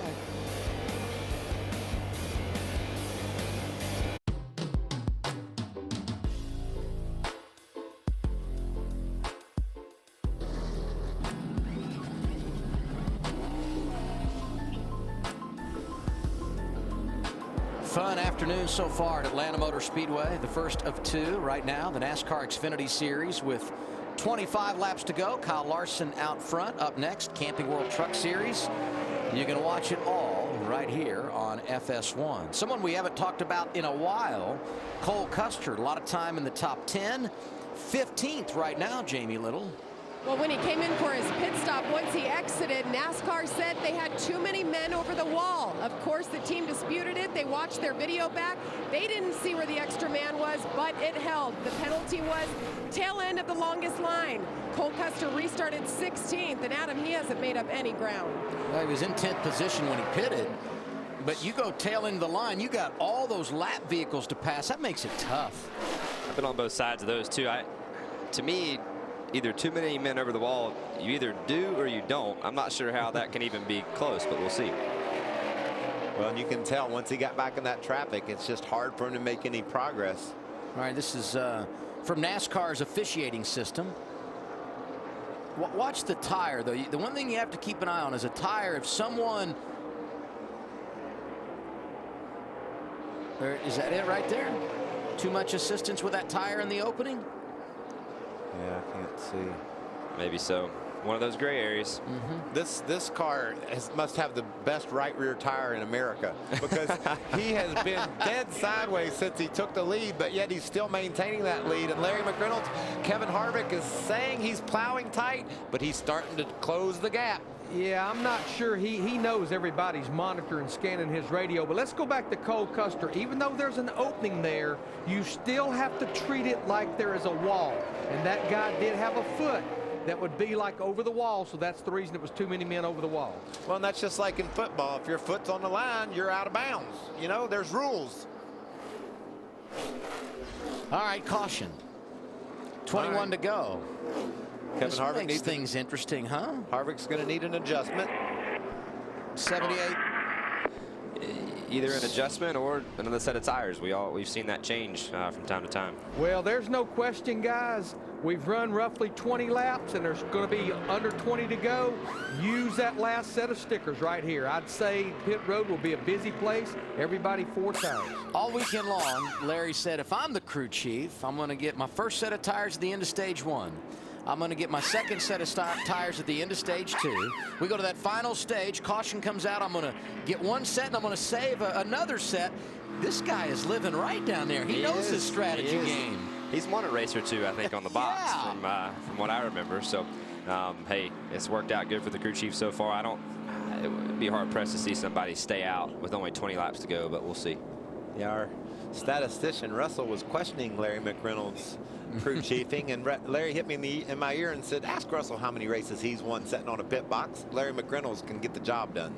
Hey, and we do want to clarify that Larry was absolutely right when he talked about the violation for Cole Custer. The crew member that had his foot straddling where the opening was in the wall, that was considered an extra man. NASCAR didn't like that, therefore he was penalized on that last cycle. But hopefully everything will go good for him here. He can make something out of it. Custer's going to pit from the 14th position. His teammate Kevin Harvick will pit from 3rd behind Larson and Kyle Busch. Larson looks like he's been running Eldora, doesn't he? He's sideways, that rear end hanging out. He's got some damage, but this is a 1.5 miles where aero is everything. He's hanging onto that baby, though. If he looks like he's running Eldora, he's got to be comfortable. He loves that stuff. Here they come, Chris. Well, after that last adjustment, Brad Keselowski now saying his car a little bit too loose, getting off the corner, needs to settle the back end of that car down. Kyle Busch saying, hey, we need a short run car now. I've been tight for most of the race. Now I want you to loosen it up. Matt.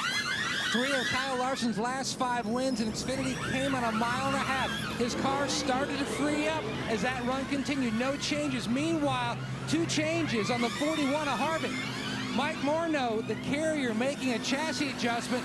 Also, Richard Boswell, the crew chief, made an air pressure change on the 41. Close quarters get off pit road. I think there was contact there for Kevin Harvick and Kyle Larson when they exited their pits, and it's actually Kyle Busch who was the first off pit road. Watch him getting in here. Man, that is close. That tire even got in his window net, too.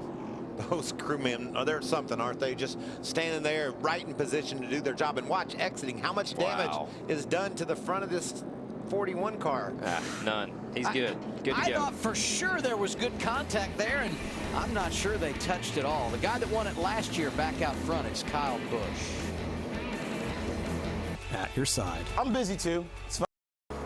It won't be long before part 2 of our doubleheader is underway. Next up on FS1, second race of the year for the Camping World Truck Series, but right now some business to finish up for these Xfinity teams. 1 year ago here, it was Kyle Busch that won, and second went to Kyle Larson. They're 1-2 for a restart with less than 20 to go. What do you think here, Chase? I don't know. I mean, for me, as strong as Kevin's been in this race, he might have had a bad set of tires. I look for him to be strong in the closing laps. Yeah, but he lost a couple spots on pit road and a little bit of damage to the 41 car as well, so that could be a factor. But we're for sure going to see a shootout. You got those 4 Cup stars up there going to be fighting for the trophy. We're going to have another caution?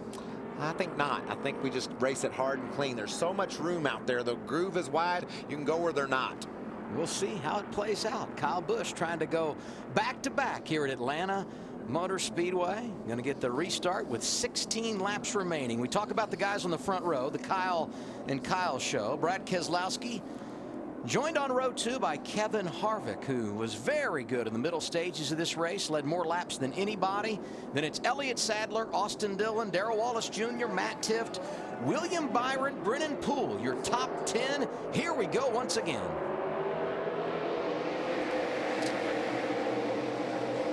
Harvick's trying to shove Kyle Larson along. Seems like the guy on the second row on the outside can make some ground, but the leader can't. And outside lane, tough on Kyle Larson on this restart. It is. It's been tough on everybody.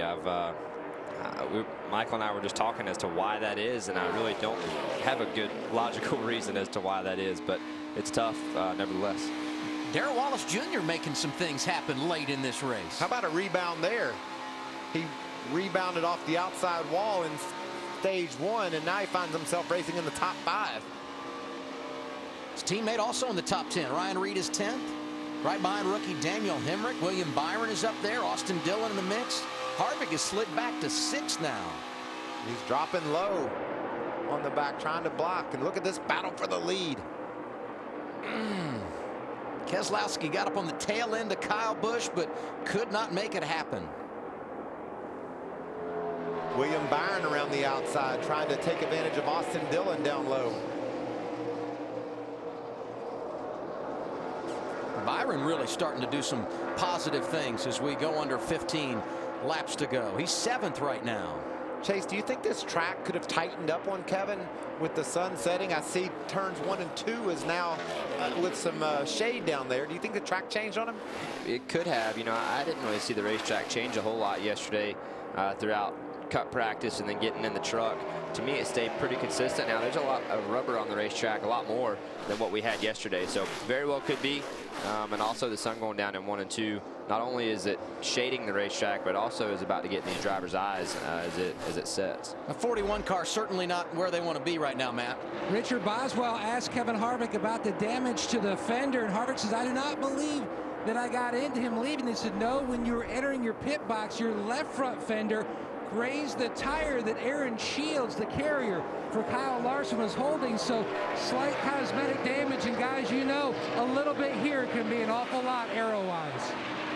Yeah, and you look at the 42 of Kyle Larson, fell back on the restart when he triggered it from that outside lane, but starting to work his way back toward the front. Picks up 3rd from Elliott Sadler as he went by him on the inside. Look at the back of that car. Matt talked about aerodynamics, but Kyle Larson's got the Jacob Company's Chevy all wrinkled in, and he's going to town. He could run down these leaders over the next 10 laps. Now 11 to go. Kyle Busch leading Brad Keselowski by 0.7 of a second. Kyle Larson closing in. He's 1.8 behind. I'm impressed by Darrell Wallace. You know, getting the wall earlier. I mean, yeah, that was a big lick with the wall here in the Trial Oval, and to be able to get that car repaired, stayed on the lead lap by inches, had a great pit stop, a great restart. He's had some things not go his way, but since then, it's looked pretty good. Cole Custer had that penalty. He finds himself 11th right now. Daniel Hemrick has had a couple of hiccups on the day. He's 9th. Good to see these young guys deal with adversity and find a way through it in what's a short race and doesn't offer many opportunities for a comeback. Brad Keselowski outran Kyle Busch by about 1/10 of a second last time by. See if he can close in. You know, Brad Keselowski is hungry. This 22 team didn't win last year. Brad has not won an Xfinity race since November of 2015. That team really wants to make it happen and would certainly welcome getting it done this afternoon at Atlanta. And some problems you see here for last week's winner, Ryan Reed, into the wall.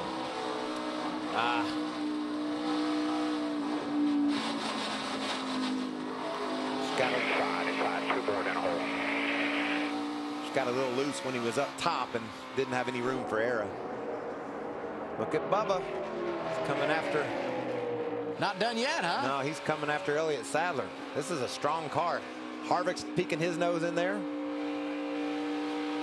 Great battle for 4th. Sadler's got it. Harvick's there around Darrell Wallace Jr.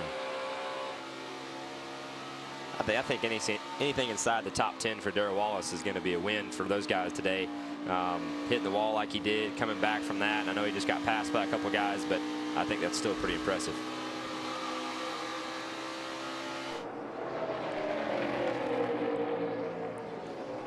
All of this action more than 3 seconds behind race leader Kyle Busch, but his advantage over Brad Keselowski down to 0.4 of a second. Brad moving around and doing everything he can to run him down. Next time around, we'll see 6 laps to go. Look at that line that Brad's running, just ringing the top. He knows that running on the bottom, he's not going to be able to win. You got to try something. Got to do something different than the guy ahead of you for sure. And even though that top's been hard on tires in 3 and 4, only 6 laps to go. Now's the time, and if anybody can do it, I'd say it's him. There goes Harvick, beginning his late race surge to the inside of Elliott Sadler. Harvick's up to 4th. Check out that lap traffic, Adam. This could become a factor. They're 2 and 3 wide up there. And as a leader, there is nothing worse than to see that ahead of you.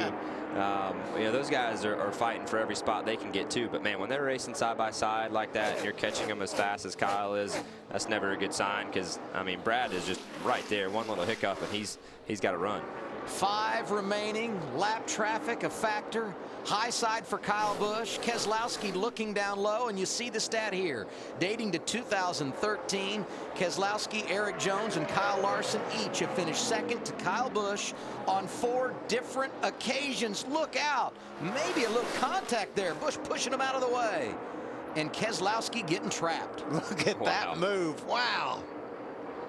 And even after all that, they came out about the same as they went in. So they both did a pretty good job. 4 laps remaining at Atlanta. It's been fun to watch, and it's not over yet. No, it's not. Brad gets the right run. Maybe he could duck down to the bottom here in 3 and 4. He hasn't been making any time up high. He's going to give it a try. I missed the bottom right there. You know, for Brad to even stay as close as he is right now tells me he's a little bit better than Kyle is. The question is, does he have A, enough time, and B, can he move around enough to get a good run on him? 3 laps remaining. Go back to a season ago when Kyle Busch won here. His first victory at this place. It was the first ever for Toyota and the first for Joe Gibbs Racing. Roger Penske's never won here in the Xfinity Series. Brad Keselowski hoping to return the favor today and get around Kyle Busch, but time's starting to run out. We'll see 2 laps to go when they come off of turn 4 and back to the start-finish line. Time's running out, and Brad's got that rear end hanging out. He's doing everything he can, driving that car for all it's worth, trying to pass Kyle Busch.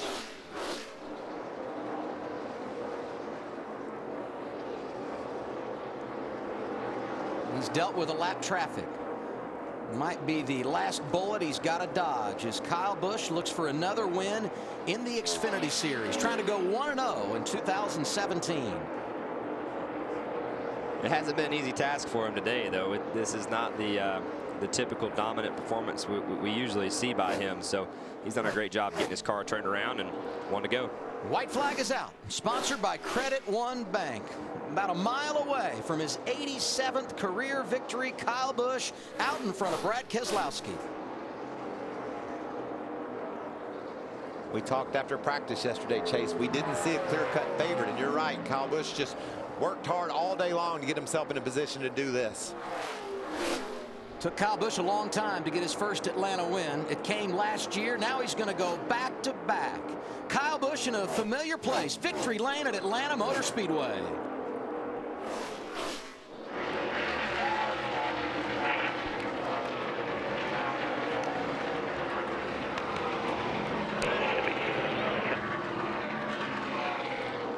Jab, fellas, jab start.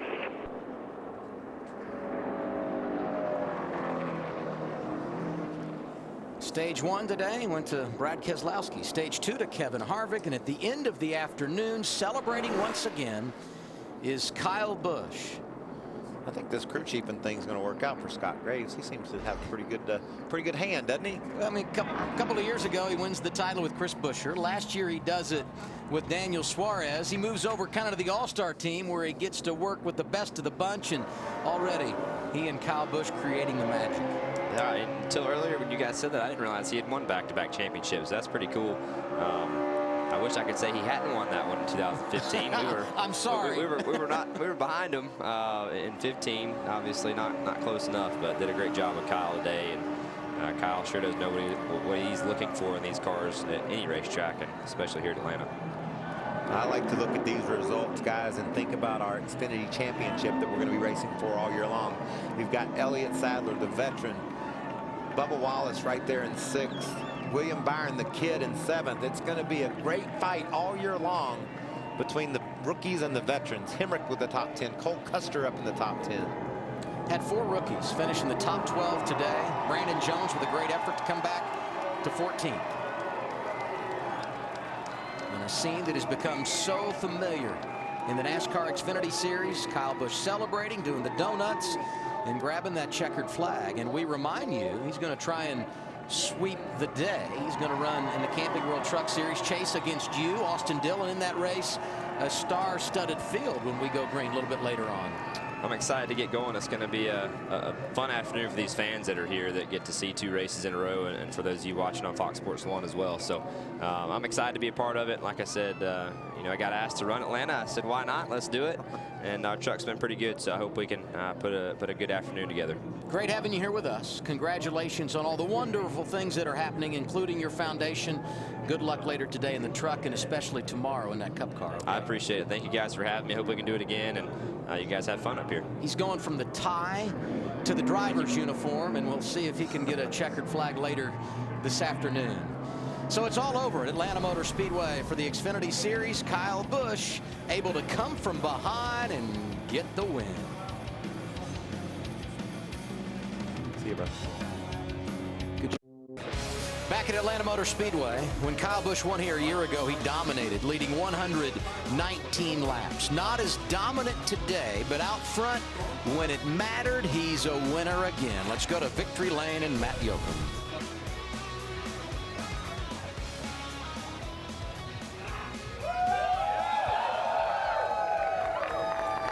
6.5 years ago, Kyle Busch won a triple header weekend, but that was over 3 different days. This weekend it's over a span of 30 hours. Great start to your weekend, but was that more of an example of hard work? Yeah, it was. You know, we weren't great early on. We weren't great through the middle, and Scott Graves and these guys, they worked on this car all day long. So really brought the NOS Energy Drink Toyota to life there at the end, and pretty proud to put ourselves in victory lane here once again, 2 years in a row. It took me so long to get here to begin with. Now we won 2 in a row. So that feels really good. And can't say enough about Toyota TRD, everybody that worked so hard, everyone at Joe Gibbs Racing, all these guys on this team. Of course, Xfinity, their Xfinity Extreme app. That's pretty cool to have. I love watching that thing all over my cell phone. And then, of course, too, Cessna, we appreciate them. And DBX, the race fans, incredible bank. What else can I say? It's we just keep knocking them out of the park here in the Xfinity Series, but we love it, and we wouldn't want to be anywhere else. Great start working with Scott Graves. It was, thanks. It you know, it certainly means a lot to get him to victory lane, to get these group of guys to victory lane. You know, they just won a championship. They're fresh off of that. So certainly they want to get back to victory lane any chance they can get. And we got 10 chances here this year with me. So looking forward to that opportunity. If anybody wants to put a bounty out there, and I'll go race for it. I'm 1 for 1 right now. Maybe I can get an extra $1 million if I win all 10. I don't know. 1 down, 2 more to go this weekend. Kyle Busch dominated on the 1.5 miles last year, picking up right where he left off. And he's got 2 more chances to win this weekend, as he's going to race in the Truck Series race coming up later today, and then the Cup on Sunday. Now over to John Roberts. We're going to get you ready for the truck race here from Atlanta. Shannon.